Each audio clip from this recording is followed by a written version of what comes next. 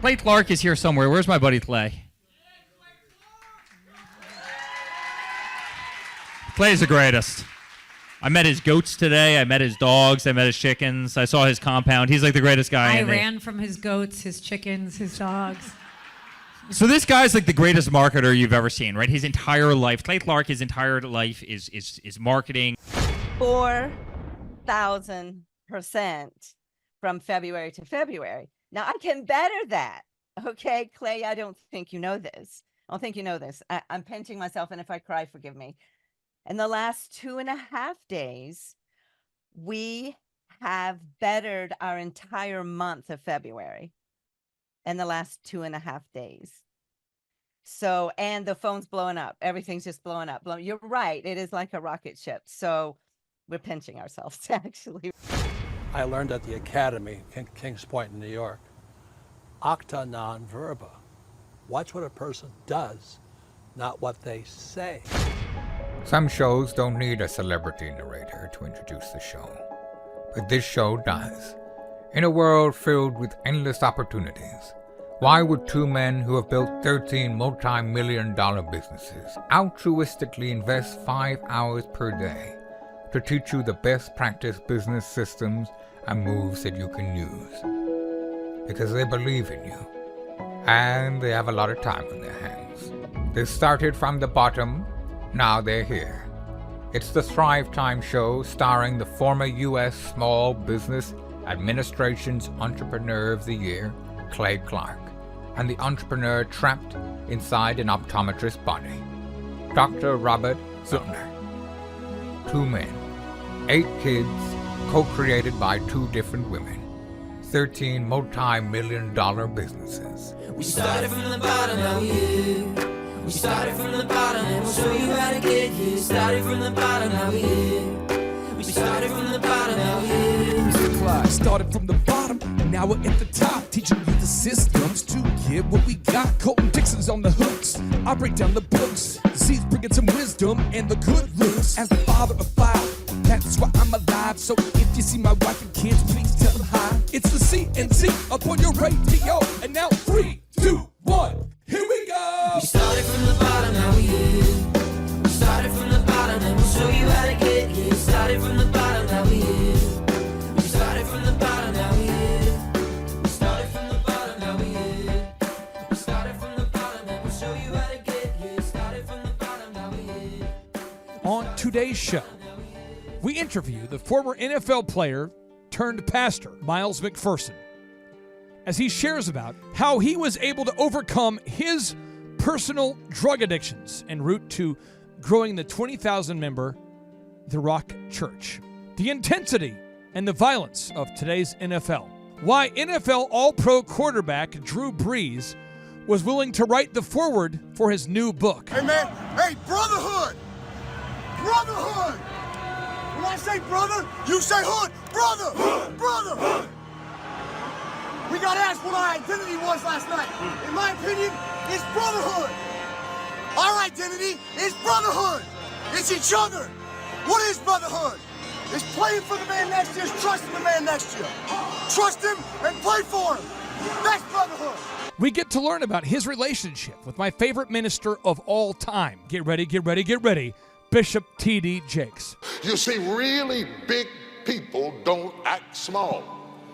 I've been blessed in my life, born in the hills of West Virginia on the side of a mountain in a little raggedy house that was supported by a 4x4 post. We sat out there, we had 1 floor furnace, and all the whole family be standing over top of the furnace trying to stay warm in the winter. I know what it is to come from meager beginnings. I've also been to the tops of the mountains. I've been with the greatest of the great. I've sat with the last 3 presidents. I've sat with 9 heads of state. I've sat with CEO executives, actors, and entertainers at the top of their industry, at the top of their career. I've been with the greatest lawyers in this country as they negotiated deals, navigated closing, and I learned that there is a characteristic amongst great people that other people don't know. His new book, The Third Option, Hope for a Racially Divided Nation, was written to bridge the racial divide that exists between people like you and people like them. Ladies and gentlemen, it is my pleasure to introduce to you an incredible guest, a man who I have a lot of respect for, a best-selling author, and the pastor of the Rock Church, Mr. Miles McPherson. Some shows don't need a celebrity narrator to introduce the show, but this show does.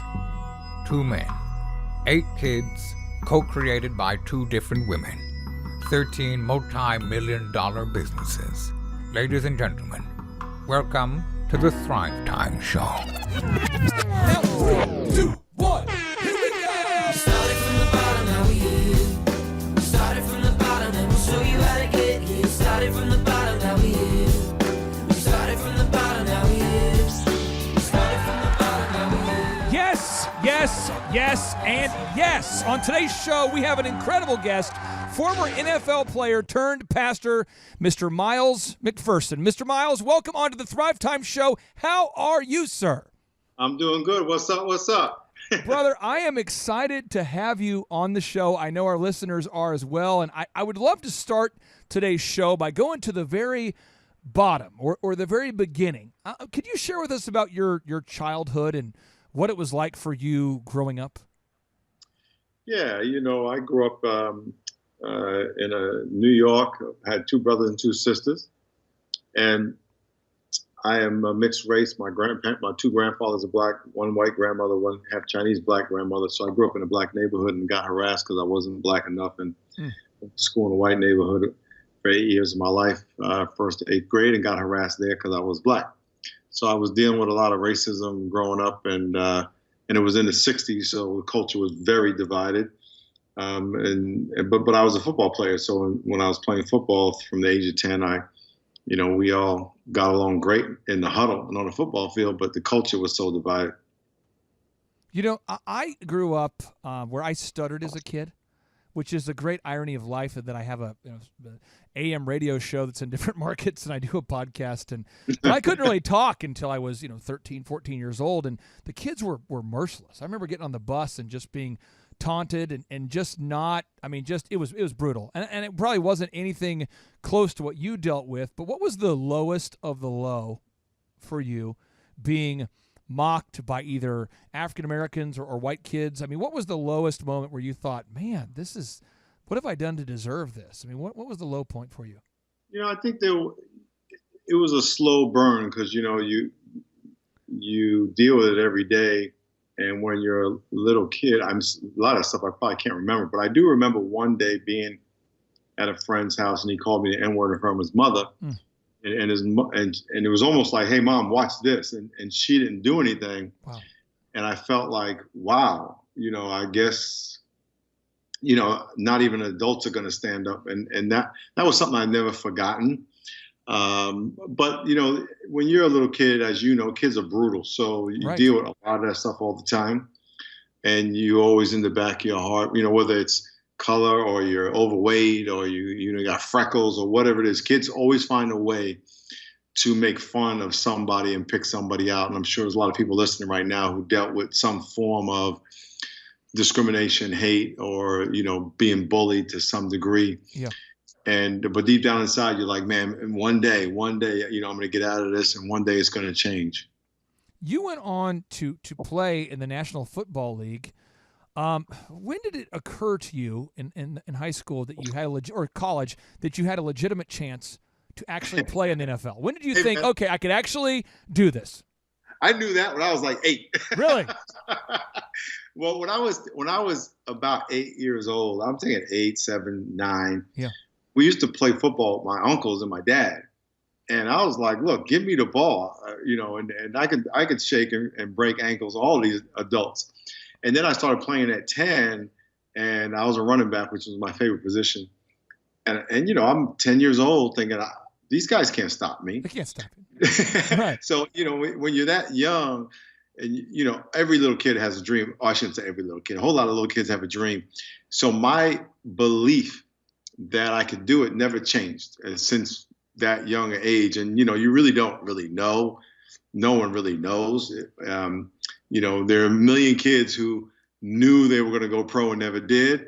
And the ones that just happened to go were the ones that appear to be right. But there's so many factors in going, there's a lot of luck involved, a lot of staying healthy and getting the right opportunity. But my belief that I could do it kind of never changed since I was a little kid. What was the best and worst moment of your professional football career? I think two of the highlights was the day I got drafted. I went to a Division III school in Connecticut. We had 2,500 people in our school. My friend, it doesn't even make sense that you were drafted. It's unbelievable.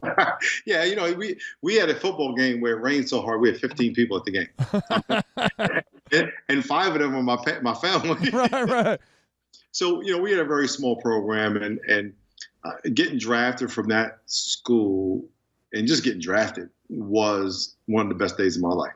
And I think another best day was when I was named a starter and, was going to my starting my first game. That was a big deal to me.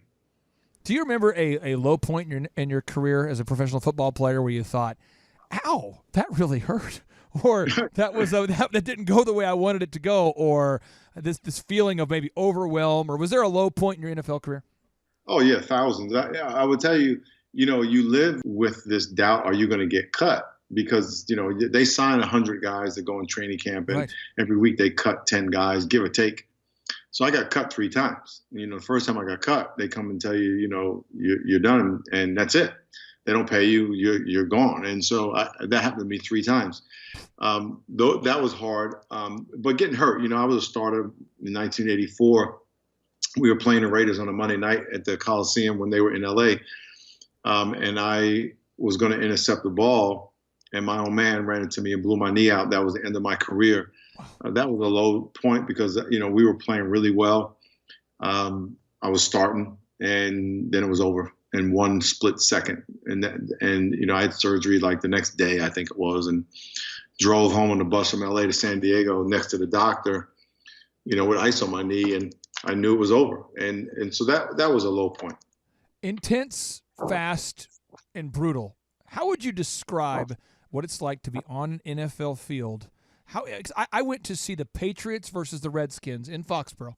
My wife surprised me. And I was sitting like on the 49-yard line, like row 7, and I was watching special teams. And on TV, it's different. But these guys are running down there, and I'm not even watching the guy who has the ball. I'm just watching these people like joust each other. I mean, it's crazy how intense the hits are. I just wanted to run out there and hug everybody and lay hands on people. And talk to me about the intensity and the violence of the game that close.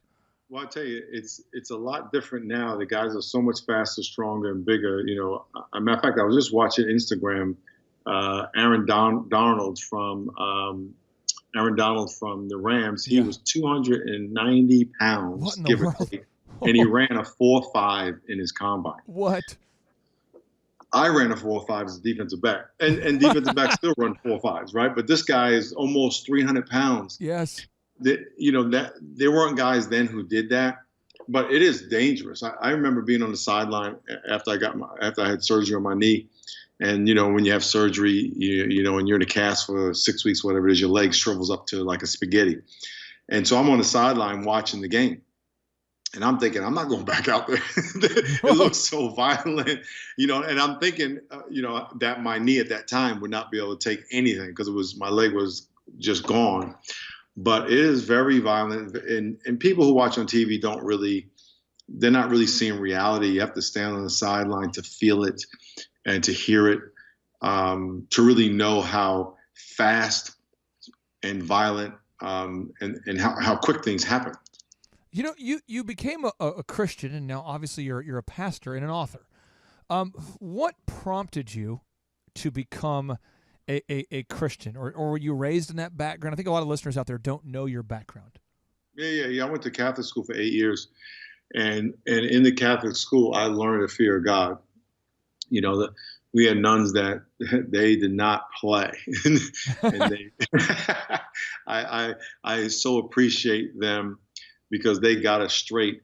And then when I was 19, and I started smoking weed when I was 16, and when I was 19 years old, I was in a department store, and these 2 hippies walked over to me.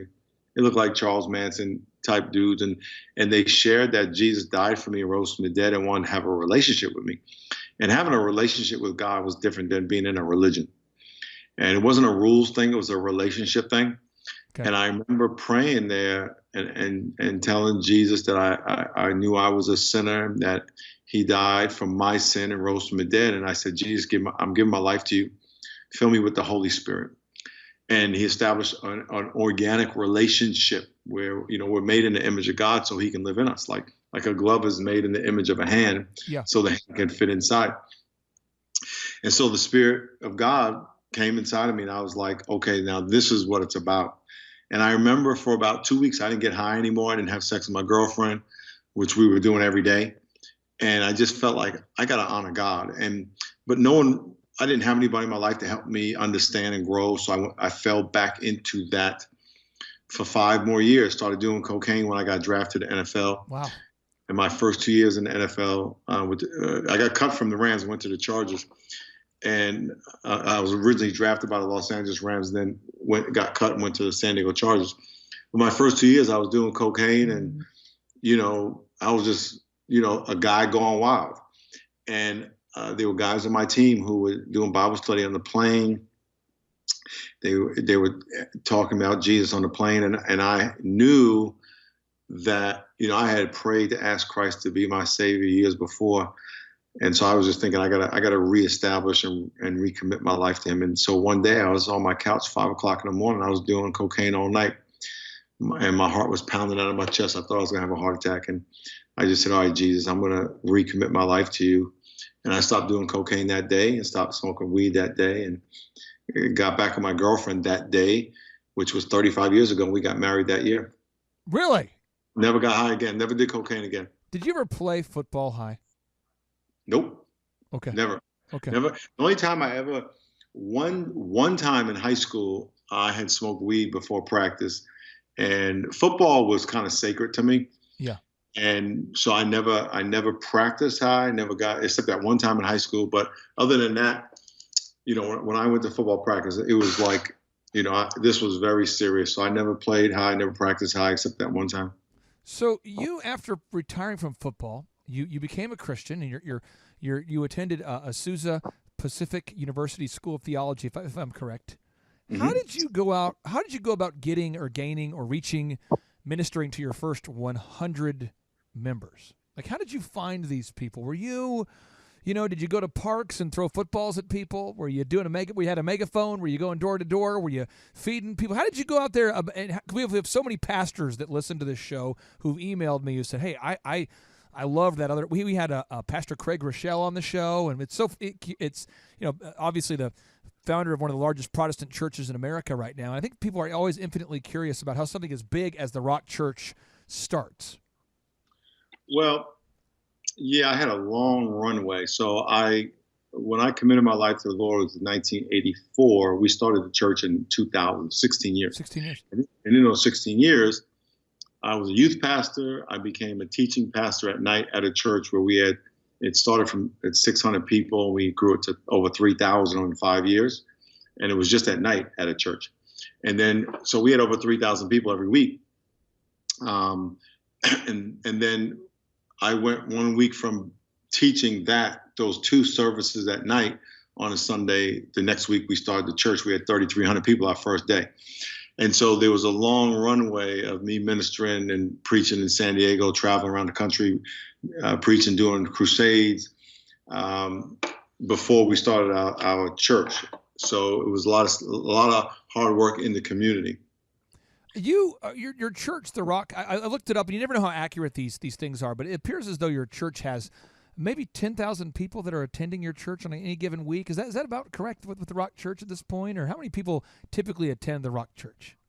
Well, we have 6 physical campuses. One of those campuses are multiple portables, and then online. If you add all that up, it's over 20,000. 20,000. I'm sorry, 20,000. Yeah, wow. Yeah. Now, did you ever meet Brother Carlton Pearson? Did you ever meet Carlton Pearson? I think I met him. I know his sister a lot better than him. He was a famous, televangelist from Tulsa. I went to Oral Roberts University, but I was not a Christian when I went to ORU, which is hilarious. But I went there because I thought it would be a safer place for me to start my DJ entertainment company, which is hilarious. But Carlton Pearson was a big mentor in my life. And it never really occurred to me that he was African American until people pointed out, like, hey, this guy who's mentoring you is African American. But it seemed like I don't know if it bothered people or unsettled people. They just didn't. Can you talk to me about this book you wrote here, The Third Option, Hope for a Racially Divided Nation? Because I think so many people get hung up on the fact, Clay, your mentor's an African American guy. I mean, what's that like? I'm like, I don't know. I never thought about it. I mean, what's going on? Why are we so racially divided? Yeah, in every race conversation, it's about us versus them. And it's left versus right, CNN versus Fox. There's always a cause of division in our culture, and you're always forced to pick a side. True. The book's called The Third Option because the third option is that we honor what we have in common. Even though you're white and I'm black, we're 99.5% genetically the same.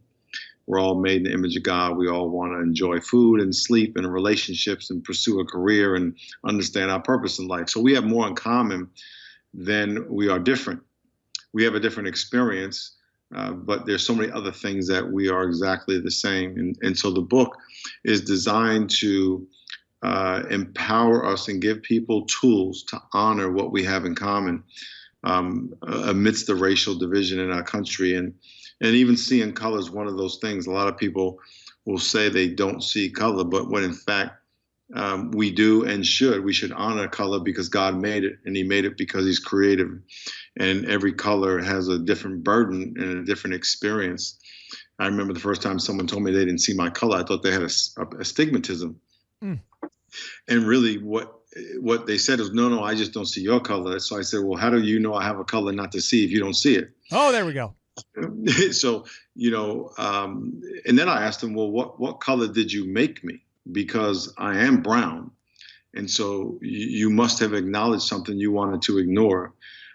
Instead of saying, no, God made me brown and you should celebrate that. And just like God made you white, I should celebrate that. When people get a tan in Hawaii, we want to celebrate it. But when people get a tan in the womb, we want to invalidate it and ignore it. So I talk about things like that, different ways to look at how do we honor each other and respect each other for the humans that God made us and bring back the humanity, versus just trying to make believe everything's fine and the same for everybody because we all have different experience. The foreword to your book is written by Drew Brees, the New Orleans Saints a famous quarterback who's probably known for being a great guy as much as he's known for being a great quarterback. What's your relationship with Drew like? Well, he lives here in the off season, so I see him pretty much every off season. And when he was playing, myself and a group of alumni would go to practice every week, and I would basically talk to the team, and then we would give the Player of the Week award away from the alumni.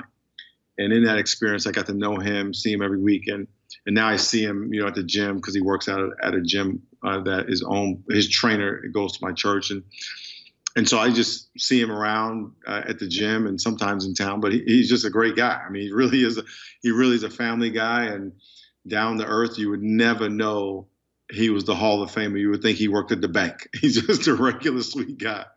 Now, part two of your book, in your book you have part one, you have part two, you have part three. I want to talk about part one, framing the problem. What is this portion of your book all about? Well, it's very important for us to understand not only what racism is, and the book's really not about how not to be racist. It's more about how to be honoring. Every one of us have the potential of being racially offensive, but that doesn't necessarily make us a racist. And that's so important to understand, because if someone tells you that you offended them racially and you had no idea, it doesn't necessarily make you a racist, but it doesn't also eliminate the fact that they were offended. And so it's very important for us to understand that there are some things that we may do out of a nervousness or ignorance that may be offensive. And we just have to give ourselves the opportunity in the room to learn and change without bearing the guilt of being a racist. Now, there are people who are racist, but a lot of us, we may say things that are offensive and we didn't mean it. And we shouldn't carry that label and the burden, because if we can't separate those two things, and if we can't accept that we could be racially offensive and not be a racist, we will resist having these conversations because we're not going to want people to point out something that where we could be at fault, thus make us a racist. So we avoid it. And that's where conversations don't happen, and therefore healing doesn't happen.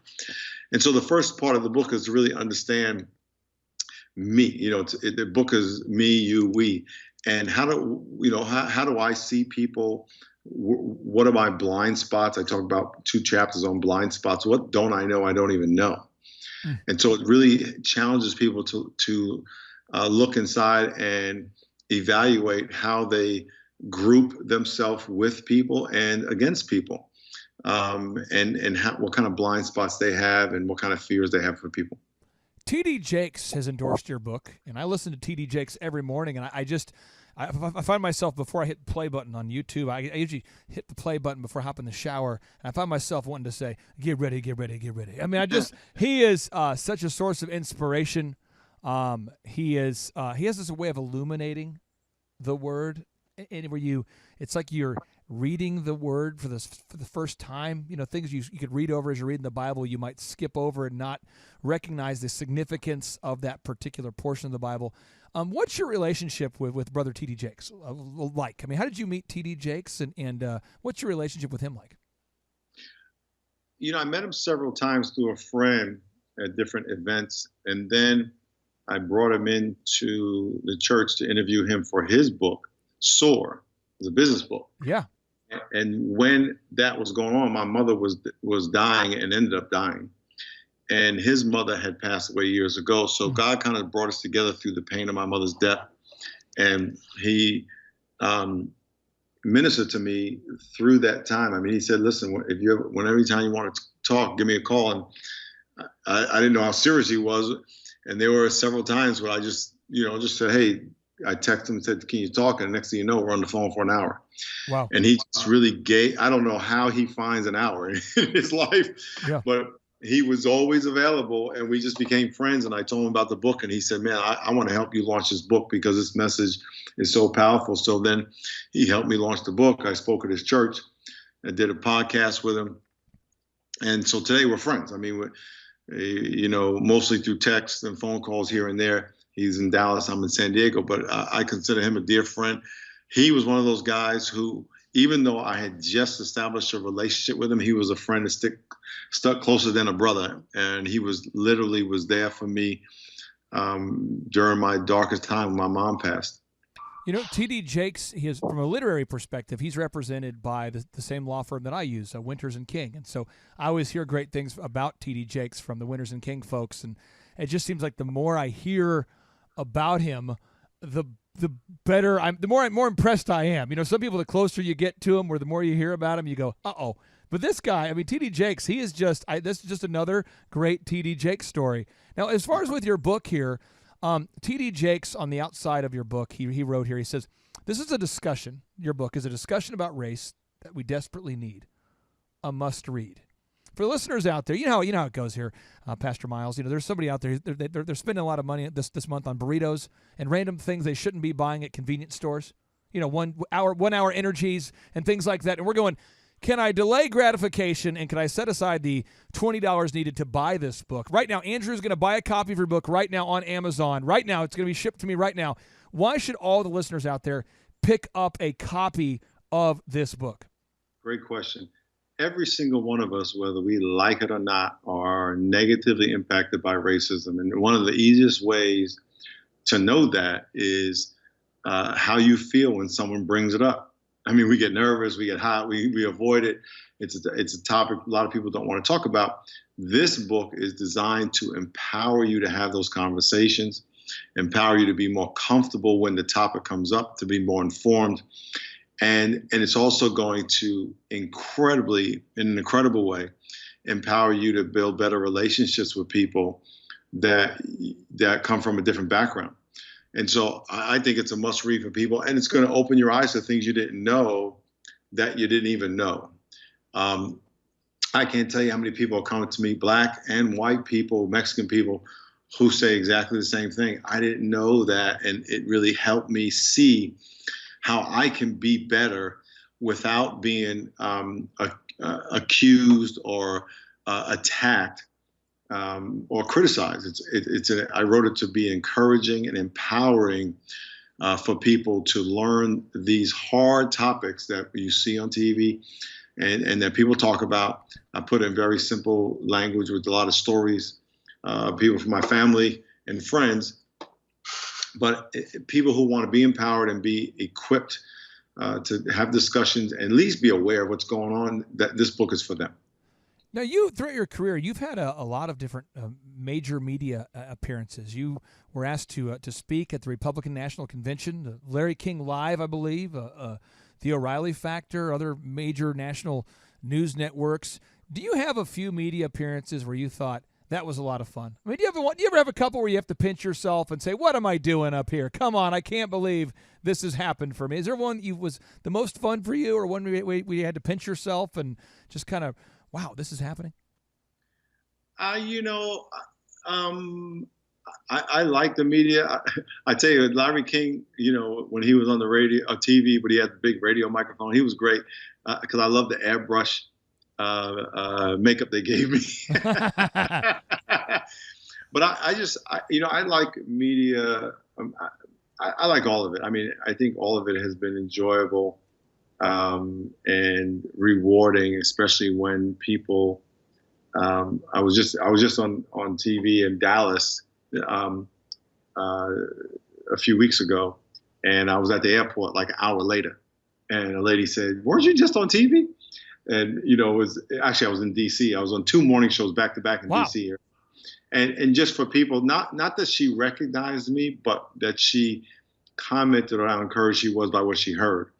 And so, I was talking about the book, and so I like it all. It's always been very encouraging and very fun. The people on media are very professional, and they're good to deal with. Hey, will you just a slight ask on behalf of our listeners out there, and I'm probably overstepping the bounds here, but will you run for president at some point? Will you do that for me? Is that something you could do? Just kind of squeeze that into your schedule. Would you ever run for elected office? Nope. Nope.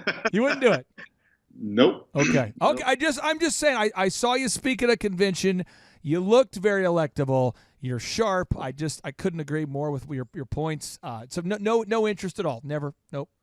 Not going to do it. Okay, fine. I step away from that request. That's fine. I respect that. Now, you are a guy who's very proactive. You also are a man who runs a church that's growing, and your how do you stay on top of it all? What are the first 4 hours of your typical day? What do the first 4 hours of your typical day look like, and what time do you wake up? That's a good question, and I tell you, for all of the people listening, I learned some very powerful lessons, and this may be the point if you haven't been writing anything down, write this down. Okay. Start your day, plan your day before your day. I mean, I try to write down the day before what I'm going to do. That's good. The next day. I have a set start my day plan that's already written every day, and so I don't have to write that down. I get up around 4:30. Got it. Try to spend, I pray, read the Bible, write notes, and I have to read. My goal is to read the Bible to the point where I hear something that I can actually write down. Got it. So it's not a task. I'm actually want God speak to me about something that's going to apply to me today. And then, I have prayer time and maybe some worship. And then I go work out, eat breakfast. And that's about 2 hours, 2.5 hour process, 2 to 3 hour process. What do you allow yourself to eat? You're staying in great shape. I mean, I don't know if the Chargers need somebody to fill in on defense at any point, but if you do, you probably could get in there for a few snaps. You look like you're staying in great shape. What do you allow yourself to consume in terms of food? Well, let's be clear. I could not do that. Okay, You did not make that claim. This just in. That's a cowbell moment, and we'll get some clarification there. I appreciate you saying I looked. He could not play. This just in, sir. Okay. And to be honest with you, I weighed exactly the same that I played 30-something years ago. But I could run, but I could fake it, but I couldn't. I wouldn't want to hit anybody or get hit. I eat oatmeal or eggs. And turkey sausage pretty much every day. That's your oatmeal, fruit, and I do eat healthy, organic food. But yeah, my breakfast is pretty simple. I don't eat a lot of, try to stay away from sugar, stay away from dairy, stay away from bread. So no wheat, no sweets for you. You're keeping organic, no wheat, no sweets. Is that a move for you? I didn't say sweets. I said sugar. Okay. You have to get a natural sweetener like stevia. Okay. How about this? Do you what calories do you not allow yourself to drink? What calories? Yeah, do you avoid like sugary beverages? I mean, are you kind of like yeah, I just drink water. Just water? Yeah, I haven't had a soda in, I haven't had a can of soda in, I don't know, 10 years. I don't drink soda. So for the listeners out there that are saying, you know what, I might not ever get a chance to meet Pastor Miles and sit down with him for coffee one-on-one, but if you could sit down with our listeners out there, someone who's really curious, and they're saying, Pastor Miles, I want to turn my life around. I want to I want to become a proactive person. I'm tired of being a reactive person. I want to move beyond being a person who intends. I want to be somebody who actually gets it done. I want to become a finisher. What advice would you have for somebody out there who's been a start and stopper their whole life up until right now? I would say the first thing you need to do is give your life to Jesus. And here's why. You were made to have a relationship with God, not in your head, in your heart. And that comes by the presence of the Spirit of God living in you. And when that happens, God opens your eyes spiritually to your purpose.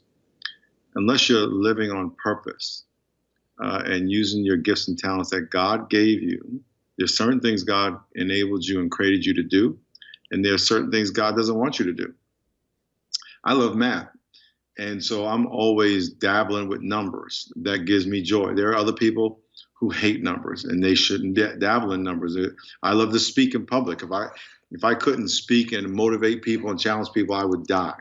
And so I know what my strengths are. You have to know what your strengths are that God gave you and don't live against that. And when you are in relationship with a living God and he is showing you who you are, what you were created for, that's when you're going to have the most joy. You can make a lot of money and still be miserable.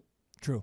You could broker deals because you're not doing what God calls you to do. So I would tell God, I'm a sinner just like everybody else. The Bible says all have sinned. I would tell God I believe Jesus died and rose from the dead. And I would ask Jesus to forgive you of your sin and come live in your heart. That's the first thing. Okay. After that, I would then say, okay, Lord, we're going to walk in relationship and you're going to show me why you made me, because God made you for a very specific purpose. And you're going to be most fulfilled when you fulfill that purpose. And you will not be able to get up early enough in the morning to get to work. And I say work to get to do what he's calling you to do, because it'll be the most fulfilling thing you can do. Pastor Miles, I can't thank you enough for taking time out of your schedule to be here on the podcast. Hopefully this was not the worst podcast you've ever been on. You certainly were the highlight of my day, and I appreciate you again for just inspiring our listeners. And I encourage everybody out there, if you're listening today, if you can hear this broadcast, go on Amazon or find the book, The Third Option, wherever great books are sold. Pick it up today, The Third Option, Hope for a Racially Divided Nation. Again, thank you so much, sir. My pleasure. God bless you. Take care. We like to end each and every show with a boom. And so now, without any further ado, here we go. 3, 2, 1, boom! You may not feel like you're living to your highest potential because you're stuck in a rut, with your head down just trying to survive. When people are trying to get out of a rut, the first impulse is to often dream of a new destination, a new job, a new location, and maybe even a new career. Most people think unlocking one's highest potential requires a new vision or a new destination, and many books actually encourage that type of thinking. However, Carly Fiorina believes that this is where most of us get off track. It's not a destination, it's a path, and being the type of person who will take that path. You may know Carly Fiorina as the first female CEO of a Fortune 50 company, but you may not know that she started out as a secretary and rose to success one step at a time by solving the problems in front of her and empowering those around her. Her new book, Find Your Way, will help you choose your own path to unleash your highest potential. Start your journey today.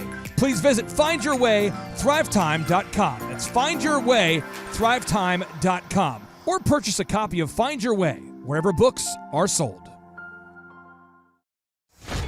Well, folks, on today's show, we're joined here with the franchise brand developer for OxyFresh, Matt Klein. And Matt Klein, I want to start off by asking you kind of a rude question here. There's 500-something locations of OxyFresh. The company's doing great. You've been with the company a long time. Why doesn't everybody buy an OxyFresh franchise? Like, what kind of pushback do people have? Because I think the brand is great. I mean, you talk to some wonderful people every day. Why doesn't everybody buy an OxyFresh.com franchise? Well, there's a couple of reasons. One, it could be financial. They're not in a place yet where they can afford it because maybe they have bad credit, or maybe they just didn't put themselves in a financial standing where it makes sense. It could be that the territory that they specifically want is unopened and they're unwilling to do one that's in a different market. It could be that I feel that it's not a good fit for certain reasons. Maybe they're expecting us to just be successful for them, but they're not willing to put in the effort. So there's certainly a process that we go through that will, bring out all of these things, whether someone's, capable, qualified, financially there and can do it. So any of those things can take somebody out of the running. So, somebody reaches out to you, which is not a new occurrence. They reach out to you and they say, hey, I'm interested in buying a franchise. And I know that your job is to make sure that people don't buy one unless they're going to be a good fit. Who is a good fit? Like, what kind of person reaches out to you and right away you pick up on it and you go, wow, this person here is going to be a great fit?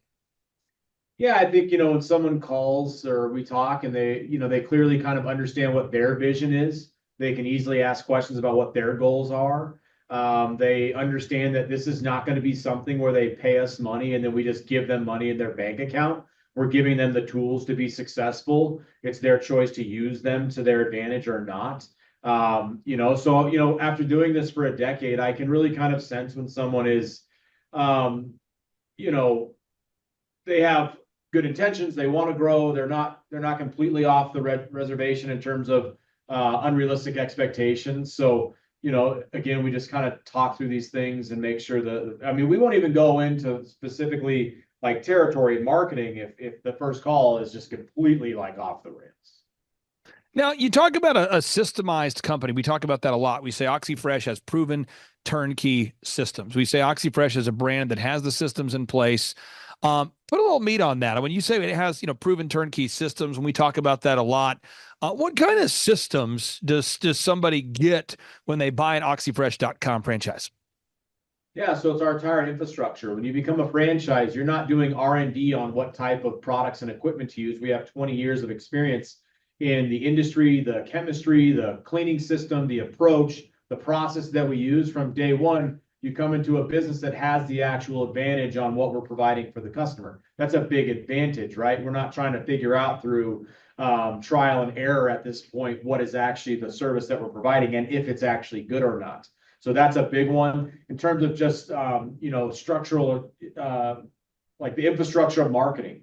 So we're not trying to figure out what marketing works. We know what marketing works. We know what we can do to get franchisees there. So instead of us asking like, hey, we know you need to build your Google pages this way and your websites this way and all your social media this way, we build it all for them so they can actually have it perfectly set up so they can focus on things that they can control, like getting reviews, instead of trying to figure out Google algorithms and when they're going to come up and what it actually means. Right? Our entire software package that we've been building for 15 plus years, completely customized to our business, from being able to, set your pricing structure, set your schedule, look at KPIs, look at, ordering new product or creating like marketing collateral. It's in one platform that from day one will teach you how to utilize. You're not going to have to go through like the very expensive trial and error with vendors to see what software you want to use. That's not even going to be customized to your business. So when I talk about like how we're actually bringing all this to the table, you aren't starting your business trying to figure out how you run your business. We know how to run the business. You just need to do it in a certain way to make you successful. So if somebody does buy an OxyFresh franchise, what does their day-to-day schedule look like? So it depends on how they run it. If they're a full-on franchise owner, they might start doing jobs in the beginning just because they want to be an expert. They're going to be working with our team in terms of marketing. They're going to be really trying to put their best foot forward in terms of commercial sales, doing the jobs, and then eventually hiring somebody in a couple months. Their day is going to be filled with customer relations stuff, marketing, sales, and doing the jobs, right?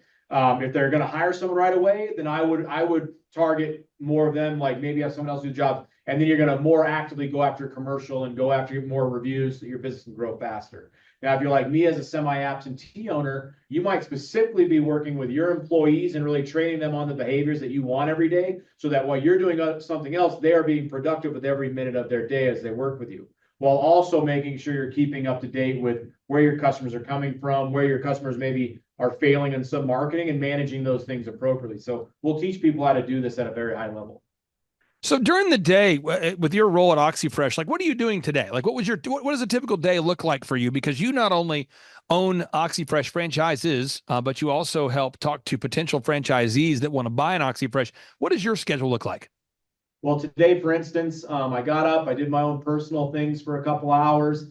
When I got to the office, we have 2 people in town, one from Connecticut and one from California, that are here to go through their initial training. So I've got that set up. They're with my ops team doing that sort of stuff. I check in with my franchise, make sure I know how the day is going to be laid out, make sure I make sure that the schedule is perfectly set for the next couple days ahead of time. And then I manage certain things. Like today, we've booked, 12, 13, 14 jobs so far. We had some quotes. I call quotes back just to make sure, as a owner, I can make sure we book some of these. It's not a large number, but I get that. So I basically, with the software and technology that I have, I can do my job appropriately. And even as we're stocking, I can look to see where my schedule's at, what's happening with it. I have a very specific kind of list of things that I look at every day, where my Google pages are at, where my competitors are at. I set goals daily according to that.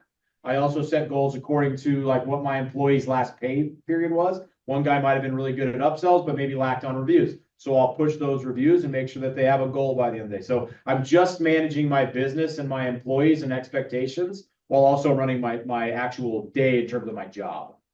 Now, one thing that you do a great job of is you keep your team from drifting. You do a great job of, making sure that every day you pick up you assess where you were at where you were at yesterday versus where you wanted to be. And you do a great job, on Tuesday, you follow up with your team and make sure that, okay, Monday, maybe we didn't hit our goal. Okay, here's what we need to do today.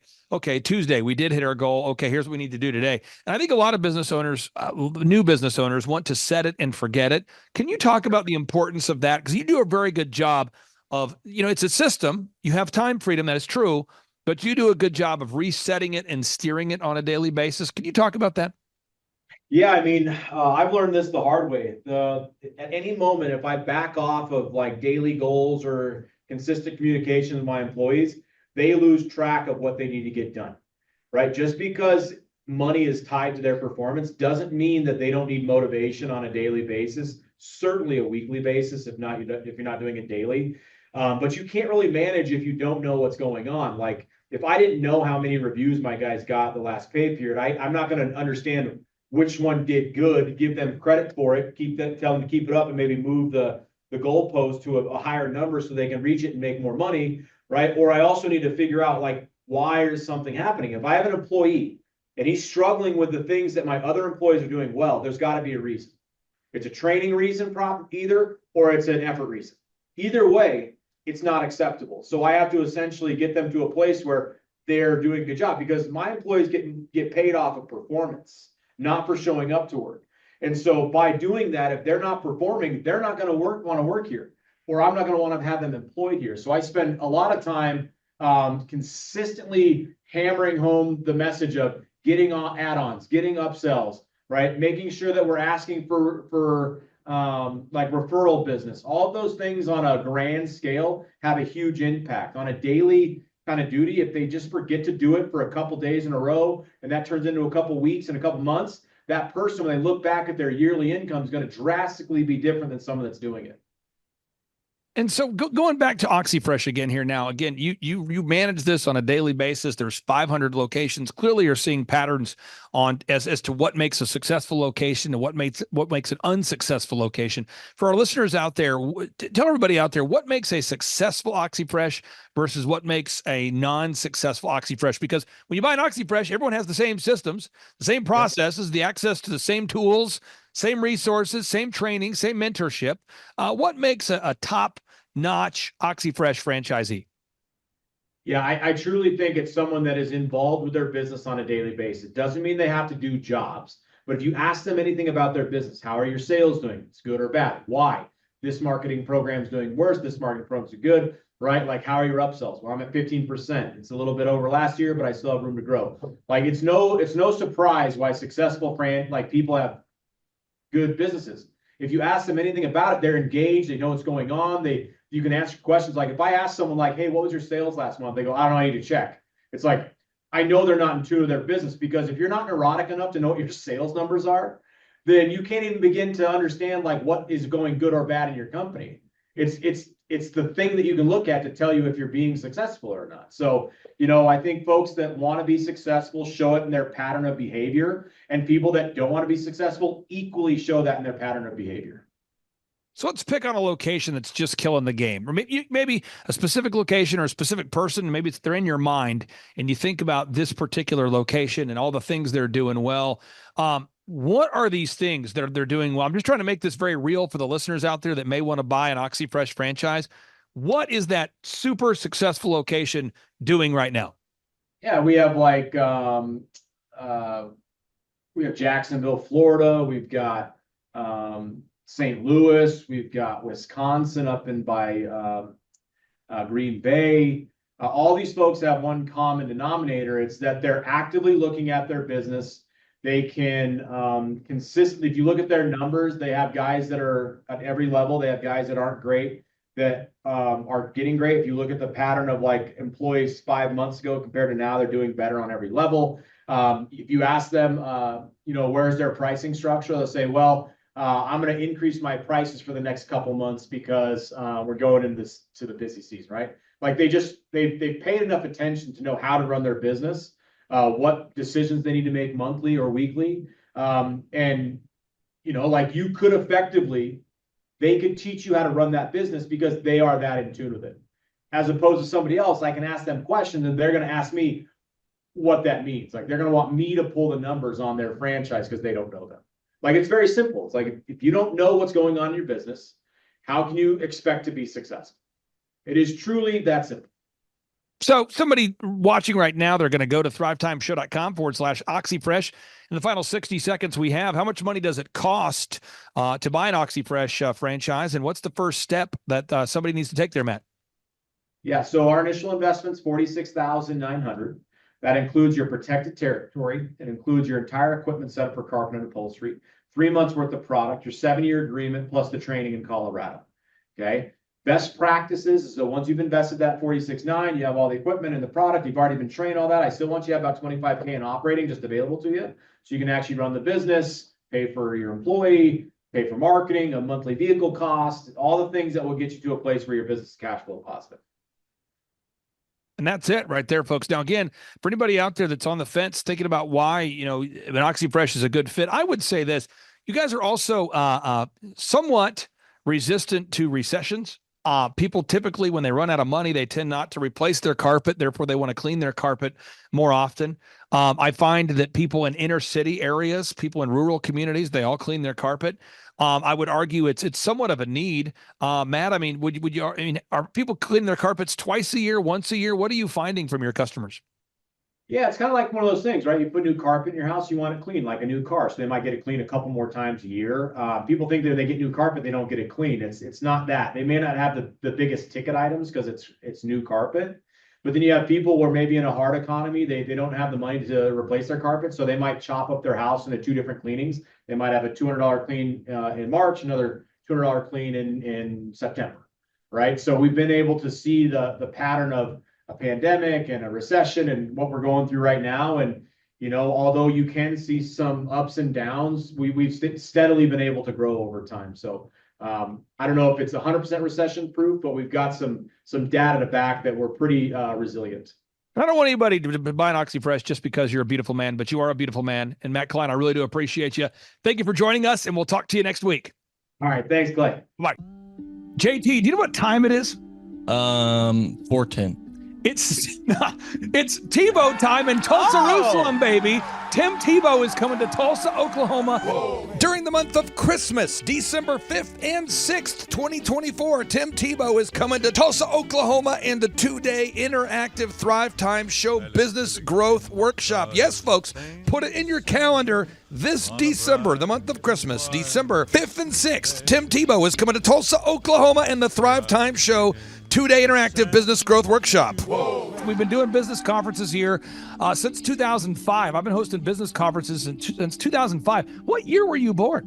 1995. Dude, I've been hosting business conferences since you were 10 years old. And a lot of people, have followed Tim Tebow's football career on the field and off the field. And off the field, the guy's been just as successful as he has been on the field. Now, the big question is, JT, how does he do it? Well, they're going to have to come and find out because I don't know. Well, I'm just saying, Tim Tebow is going to teach us how he organizes his day, how he organizes his life, how he's proactive with his faith, his family, his finances. He's going to walk us through his mindset that he brings into the gym, into business. It is going to be a blasty blast in Tulsa, Jerusalem.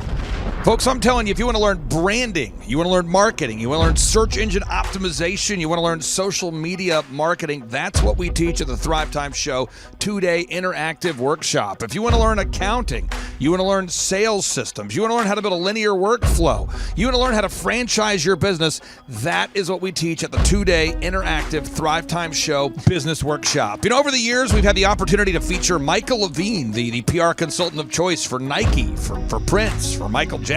We've had the top PR consultant in the history of the planet has spoken at the Thrivetime Show workshops. We've had Jill Donovan, the founder of RusticCuff.com, a company that creates apparel worn by celebrities all throughout the world. Jill Donovan, the founder of RusticCuff.com, has spoken at the 2-day interactive Thrivetime Show business workshops. We've had the man who's responsible for turning around Harley Davidson, a man by the name of Ken Schmidt.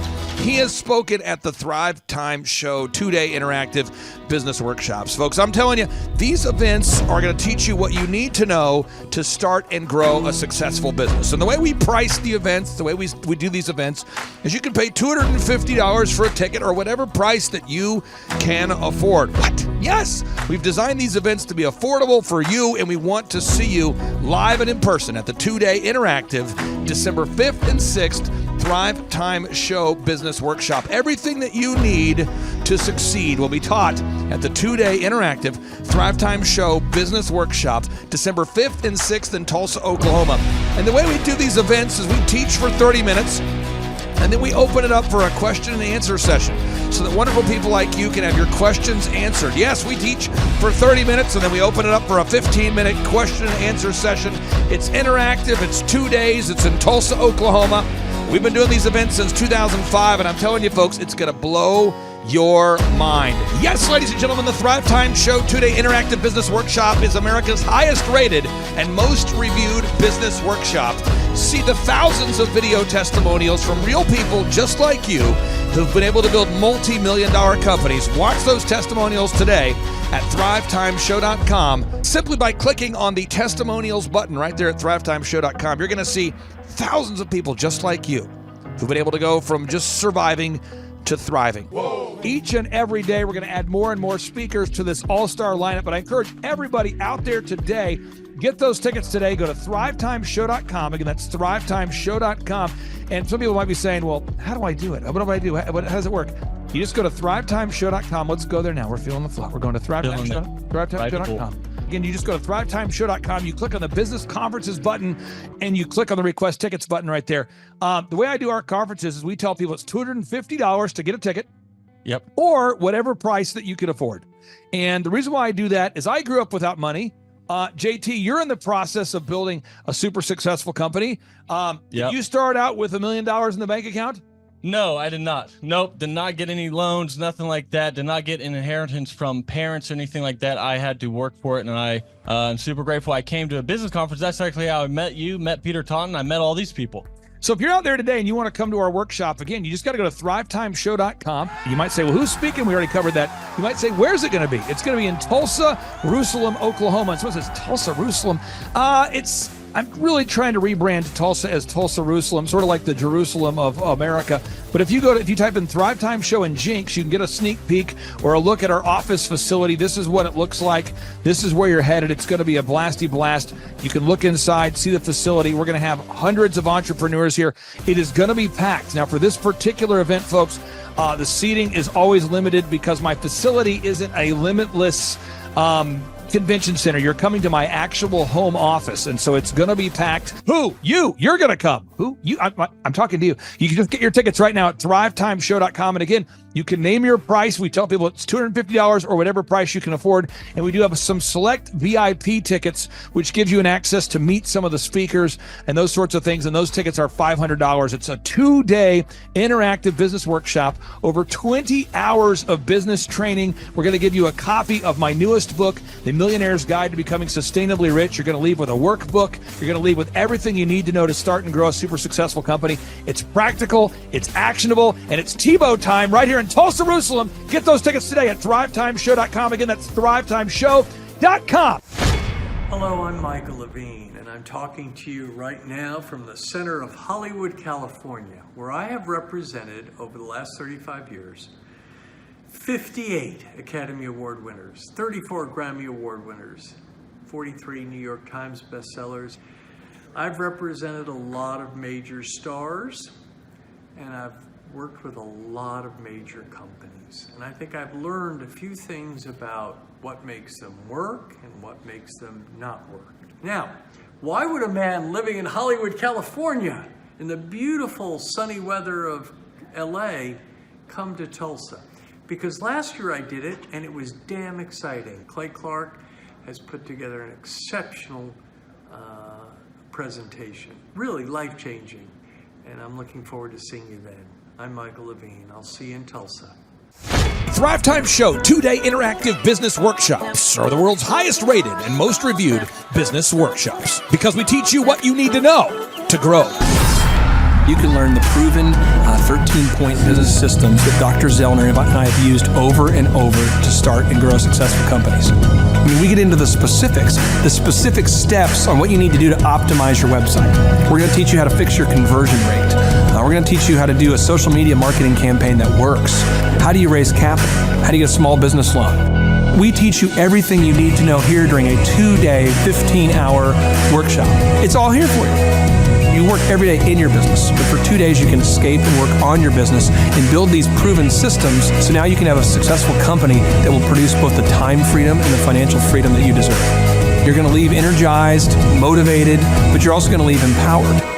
The reason why I've built these workshops is because as an entrepreneur, I always wish that I had this. And because there wasn't anything like this, I would go to these motivational seminars, no money down, real estate, Ponzi scheme, get motivated seminars, and they would never teach me anything. It was like you went there and you paid for the big chocolate Easter bunny, but inside of it, it was a hollow nothingness. And I wanted the knowledge, and they're like, oh, but we'll teach you the knowledge after our next workshop.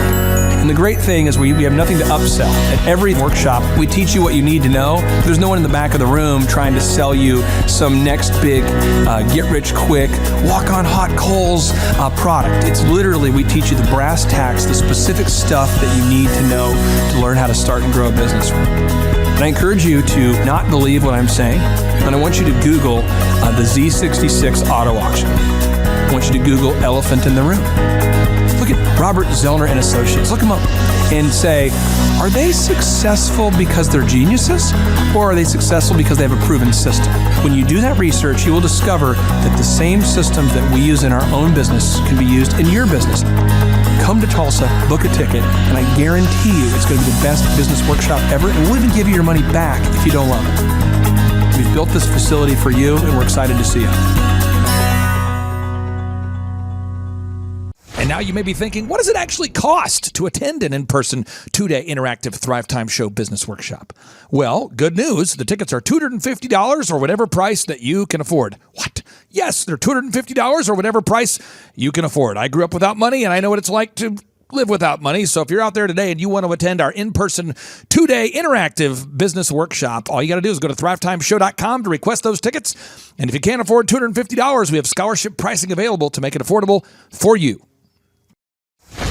I learned at the Academy, Kings Point in New York. Acta non verba.